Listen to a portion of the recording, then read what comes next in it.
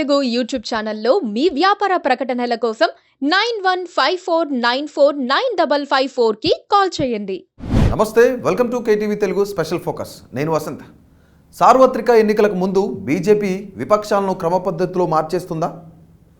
2024 general ఎలక్షన్స్లో BJP 400 సీట్లు గెలవడమే టార్గెటా? పూర్తిగా కాంగ్రెస్ను భూస్థాపితం చేయడమే బీజేపీ ధ్యేయమా? ఇటు తమిళనాడులో డిఎంకేని క్లోజ్ చేయాలనేదే బీజేపీ ముఖ్య ఉద్దేశమా?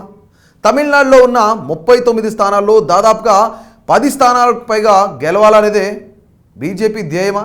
అందుకోసమే అన్నామలై లాంటి నాయకుడిని బీజేపీ రంగంలోకి దించిందా? అధికారంలో పూర్తిగా పాతుకుపోవడమే బీజేపీ అసలు లక్ష్యమా? మరోపక్క ఢిల్లీలో ఆమ్ ఆద్మీ పార్టీని విడగొట్టి బీజేపీలో విలీనం చేయడానికే మనీష్ సిసోడియా, అరవింద్ కేజ్రీవాల్ లాంటి ఆప్ నేతలను అరెస్టులు జరిగాయా అంటే అవుననే చెప్తున్నాయి రాజకీయ వర్గాలు. ఇవన్నీ నిజమే అని చెప్పడానికి ఇటీవల కాలంలో జరిగిన కొన్ని ముఖ్యమైన కారణాలు మనం చూసుకున్నట్లయితే, ఢిల్లీ లిక్కర్ పాలసీలో ఒక పెద్ద కుంభకోణం జరిగింది అంటూ ఢిల్లీ ముఖ్యమంత్రి అరవింద్ కేజ్రీవాల్ను అరెస్టు చేశారు. అరవింద్ కేజ్రీవాల్ని అరెస్టు చేయడానికి ముఖ్యమైన కారణం ఢిల్లీ లిక్కర్ కుంభకోణం.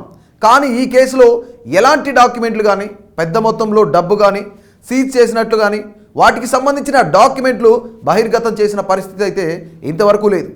అలాగే అరవింద్ కేజ్రీవాల్ ఇంట్లో ఈడీ అధికారులు సోదాలు జరిపినప్పుడు కూడా అరవింద్ కేజ్రీవాల్ ఇంట్లో పెద్ద మొత్తం డబ్బు దొరకలేదు.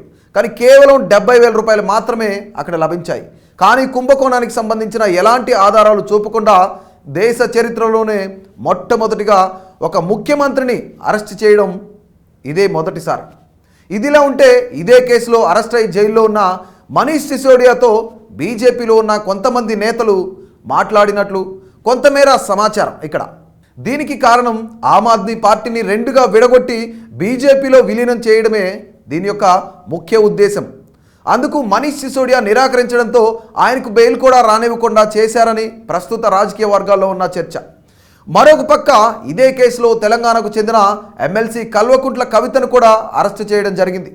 కవితను అరెస్టు చేయడానికి కూడా ముఖ్యమైన డాక్యుమెంట్లు కానీ, డబ్బు కానీ సీజ్ చేసినట్లు ఎలాంటి ఆధారాలు చూపలేదు. ఇక్కడ కూడా అప్రూవర్స్గా మారిన మాగుంట రాఘవరెడ్డి, శరత్ చంద్రారెడ్డి లాంటి వాళ్ళ వాంగ్మూలం మాత్రమే. ఇక్కడ ఒక ముఖ్యమైన అంశం గమనించాల్సింది.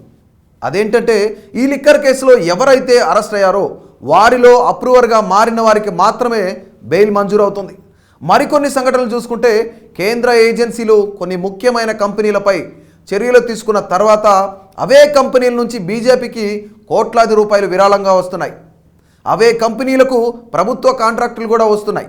మరీ ముఖ్యంగా అవినీతి ఆరోపణలపై ప్రతిపక్ష నేతలను అరెస్టు చేసినప్పటికీ, అధికారికంగా మద్దతు ఇచ్చే ఆధారాలు బహిరంగంగా ఉన్నప్పటికీ బీజేపీపై ఎటువంటి చర్యలు కూడా లేవు.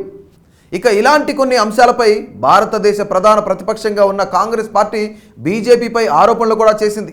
ముఖ్యంగా కాంగ్రెస్ పార్టీకి సంబంధించిన అధికారిక బ్యాంకు ఖాతాలను స్తంభింపజేయడం, ఎన్నికలకు కేవలం నెల రోజుల ముందు కూడా ప్రచారానికి ఒక్క పైసా ఖర్చు చేయకుండా వారి యొక్క బ్యాంకు ఖాతాలను ఫ్రీజ్ చేయడం జరిగింది.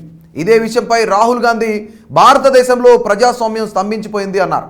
మరోపక్క దక్షిణ భారతదేశంలో పెద్ద రాష్ట్రమైన తమిళనాడులో రాజకీయం రసవత్రంగా మారిపోయింది. తమిళనాడు అంటే మేము గొప్ప, మేమే గొప్ప, మా సంస్కృతి, మా సాంప్రదాయం.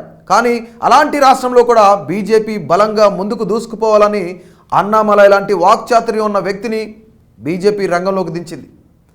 అటుపక్క రాష్ట్రమైన కర్ణాటకలో కూడా జేడీఎస్ని కలుపుకుపోతున్నారు. ఇక పశ్చిమ బెంగాల్లో వాళ్ళు చేయించుకున్న సర్వేల ప్రకారం 26 స్థానాలు గెలుస్తారని అంచనా. కానీ దాన్ని 30 దాటించడమే బీజేపీ యొక్క ముఖ్య ఉద్దేశం. ఇక గుజరాత్లో పక్కా క్లీన్ స్వీప్ చేస్తామని కూడా అంటున్నారు. దానికి కారణం గుజరాతీయులకు ప్రాంతీయ అభిమానం ఎక్కువ. ఇక ఉత్తరప్రదేశ్లో 80 స్థానాలు ఉంటే దాదాపుగా 76 నుంచి 77 స్థానాలు ఖచ్చితంగా గెలవాలని బీజేపీ టార్గెట్ చేసింది. ఇక తెలంగాణ విషయానికి వస్తే బీఆర్ఎస్ పని పూర్తిగా అయిపోయింది అని ప్రచారం కూడా సాగుతూ ఉండడంతో తెలంగాణలో ఎన్నికల ప్రక్రియను చాలా వ్యూహాత్మకంగా రచిస్తోంది బీజేపీ. దీనికి ముఖ్యంగా తెలంగాణలో కాంగ్రెస్ పార్టీ ప్రస్తుతం చాలా బలంగా ఉండడమే కారణం. ఇక మరోపక్క తెలుగు రాష్ట్రమైన ఆంధ్రాలో కూడా బీజేపీ పావులు కదుపుతోంది అనడానికి ముఖ్యమైన కారణం ప్రధాన ప్రతిపక్షమైన తెలుగుదేశం పార్టీ జనసేనతో కలిసి ఎన్డీఏ కూటమిలో చేరడమే.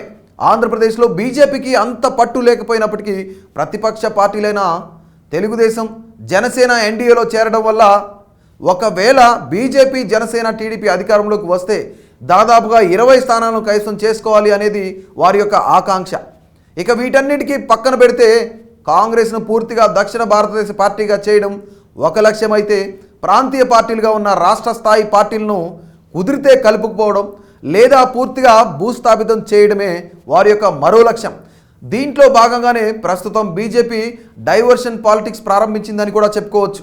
డైవర్షన్ పాలిటిక్స్ అంటే ఒక తప్పు చేయని వ్యక్తిని 10 సార్లు నువ్వే తప్పు చేశావు అంటే ఖచ్చితంగా ప్రజలు కూడా నమ్మే అవకాశం ఉంది. దీంతో పాటు ఐటీ రైట్స్, సిబిఐ ఎంక్వైరీ లాంటి కేంద్ర దర్యాప్తు సంస్థలతో దాడులు నిర్వహించడం వల్ల వ్యక్తి మెంటల్లీ డిస్టర్బ్ అవుతారు. ఇది ఎన్నికల సమయంలో ఎక్కువగా జరుగుతూ ఉంటుంది.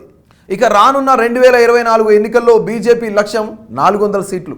కాంగ్రెస్ పార్టీని ప్రధాన ప్రతిపక్ష హోదాకు కూడా దూరంగా ఉంచడం, దేశంలోనే అతిపెద్ద రాజకీయ పార్టీగా బీజేపీని ఉంచడం, ఇక బీజేపీనే ఏకైక జాతీయ పార్టీగా కొనసాగాలనేదే బీజేపీ నేతల మరియు బీజేపీ పెద్దల యొక్క అభిలాష. సో ఇలాంటి మరిన్ని ఇంట్రెస్టింగ్ అప్డేట్స్ కోసం మా కేటీవీ తెలుగును సబ్స్క్రైబ్ చేయండి. Please do subscribe to. Please do subscribe to. Please do subscribe to Please do subscribe to Please do subscribe to. Please do subscribe to KTV Telugu. KTV Telugu. KTV Telugu. KTV Telugu. KTV Telugu. KTV Telugu. Please do subscribe to KTV Telugu.